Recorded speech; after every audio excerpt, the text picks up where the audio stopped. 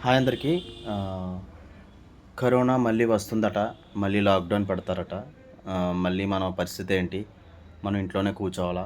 So, ఇలాంటి కొన్ని కొన్ని డౌట్‌లయితే ఉన్నాయి చాలామందికి. ఒకటి చెప్తా గుర్తుపెట్టుకోండి ఎవరైనా సరే. ఇప్పుడు మనకు ఉన్న పళంగా టెస్ట్ చేసినా ప్రతి ఒక్కరిలో కూడా కరోనా పాజిటివ్ వస్తది. సో, ఇప్పుడు కరోనా పాజిటివ్ వస్తే మనం ఏం చేస్తాం? ఇప్పుడు మన ఇంట్లో కూర్చోవాలా? కూర్చోలేం కదా! సో, మనకుండే పని మనం రోజంతా పని చేసుకోకపోతే మనకి ఆహ్, ఇల్లు గడవదు. అలాంటి రోజులివి. ఎంత కష్టపడినా రూపాయి మిగలట్లేదు ఇప్పుడు ఈ రోజుల్లో.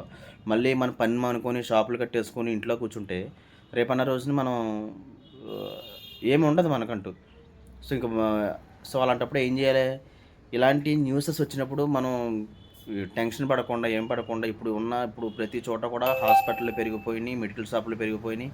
సో, ప్రతి చోట కూడా హెల్త్ కేర్ సెంటర్‌లు ఎక్కువైపోయినియి. సో, కాబట్టి ఏంటంటే ఈ మన వరల్డ్ హెల్త్ ఆర్గనైజేషన్ ఏదైతే ఉందో అది మొన్న లేటెస్ట్‌గా న్యూస్ చెప్పిందేంటంటే 257 కేసులు ఇండియా మొత్తం మీద నమోదయినియి. సో, ఈ సంఖ్య పెరిగే అవకాశం ఉందని కూడా చెప్పారు. కాకపోతే ఏంటంటే ఇప్పుడున్న పరిస్థితుల్లో మనం ఈ ఆర్థిక వ్యవస్థ అనేది ఒకప్పుడు లాక్‌డౌన్ పెట్టినప్పుడు చాలా పడిపోయింది. అంటే ఇంక మనం వేరే కంట్రీ నుంచి ఏదైనా ఎక్స్‌పోర్ట్, ఇంపోర్ట్ చేద్దామన్నా కూడా మనకి ఎలో లేదు. ఎందుకంటే ఇప్పుడు కరోనా కాబట్టి వేరే దేశం నుంచి వచ్చిందది. సో, మళ్ళీ మనం దాని నుంచి ఏమైనా తెచ్చుకున్నా కూడా మనకి ఈ వైరస్ ఇంకా స్ప్రెడ్ అయ్యి చాలామంది లక్షల్లో, కోట్ల మందిలో చనిపోయారు. సో, అలాంటి సిట్యుయేషన్స్‌లో ఇప్పుడు మళ్ళీ లాక్‌డౌన్ పెట్టి, మళ్ళీ జనాలందరూ కలిసి భయంగా బతికి ఇట్లా చేయరు. ఎందుకంటే మనకు ఆర్థిక వ్యవస్థ మొత్తం ఎప్పుడైతే పడిపోయిందో అప్పటి నుంచి మనకొచ్చే పెట్టుబడులు ఇయన్నీ కూడా తగ్గిపోతాయి. ఎందుకంటే మనం ఒక చోట మనకి సోర్స్ అనేది సరింగా లేకపోతే మనకి ఇన్‌కమ్ ఎలా వస్తది? రాదు కదా!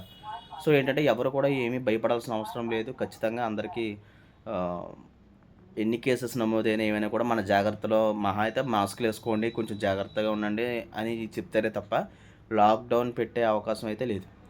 లేదు.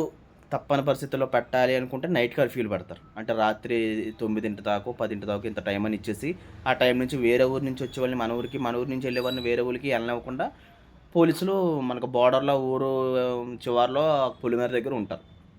సో, దయచేసి ఎవరు కూడా దీని గురించి భయపడాల్సిన అవసరం లేదు. మనం ఎంత జాగ్రత్తగా ఉన్నా కూడా మనం ఏదో ఒక మూల అనారోగ్యంతోనే ఉంటాం. అంటే ఎంత జాగ్రత్త పడినా కూడా మనకు జ్వరం ఆగదు, దగ్గు ఆగదు, రొంప ఆగదు. సో, ఇప్పుడు పడుతున్న వర్షాలకి ఇలాంటివి ఇంకా ఎక్కువైపోతాయి. ఇప్పుడు ఎండాకాలంలో వర్షాలు పడుతున్నాయంటే ఇప్పుడు మనకి న్యూస్‌లో ఏంటంటే ఋతుపవనాలు త్వరగా వచ్చేసినాయని, ఈ సంవత్సరం వర్షాలు ఎక్కువ పడతాయని ఇలాంటివి కూడా న్యూస్‌లో చెప్తున్నారు. అయినా సరే మనం దేనికి ఏమీ భయపడాల్సిన అవసరం లేదు. కరోనా పాజిటివ్ వచ్చినా, ఏమొచ్చినా సరే మన జాగ్రత్తలో మనం ఉంటే మంచిది అంతే. సో, ఎవరు దీని గురించి భయపడాల్సిన అవసరం లేదు. మన సహజీవనం కరోనాతో మామూలే. మనం ఎంత జాగ్రత్తగా ఉన్నా కరోనా అనేది మనలో ఆల్రెడీ ఎంతో కొంత ఉంటది. మనం ఉన్న పళంగా పాజిటివ్ చేయించుకున్నా వస్తది. సో, దాని గురించి ఎవరు భయపడాల్సిన అవసరం లేదు. సో, మీ లైఫ్‌ని మీరు ఎలా కంటిన్యూ చేయాలంటే అలా చేసేసుకోవచ్చు. దయచేసి అట్లాంటివన్నీ మైండ్‌లో పెట్టుకొని ఎక్కువ ఆలోచించి పొరపాటు చేసుకోకండి. ఓకేనా?